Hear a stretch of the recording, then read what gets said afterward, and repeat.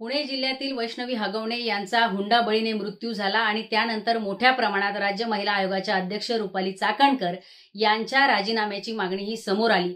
परंतु रुपाली चाकणकर खुर्चीला घट्ट चिकटून बसलेल्या आहेत, त्या राजीनामा द्यायला तयार नाहीत।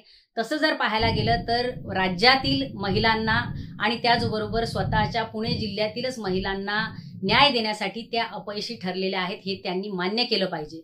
पुणे जिल्ह्यामधील जवळपास जानेवारी 2024 ते ऑगस्ट 2024 या 8 महिन्याच्या काळामध्ये 163 लैंगिक अत्याचाराचे गुन्हे हे महिलांच्या विरोधातले नोंदवले गेलेले आहेत, तर 185 गुन्हे हे विनयभंगाचे नोंदले गेलेले आहेत। एकट्या पुणे जिल्ह्यामध्ये मागच्या वर्ष-2 वर्षामध्ये मोठ्या प्रमाणात मुलींवरील, महिलांवरील आणि तरुणींवरील अत्याचाराचं प्रमाण प्रचंड वाढलेलं आहे।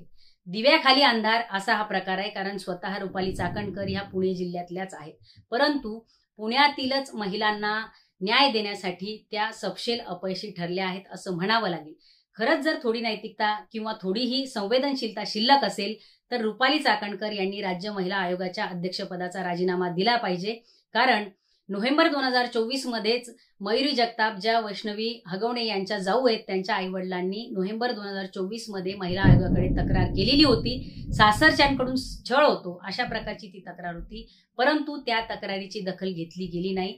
त्यावेळी जर त्या तक्रारीची दखल घेऊन कारवाई झाली असती तर कदाचित वैष्णवी हगवणे ह्या आज आपल्यामध्ये जिवंत असत्या।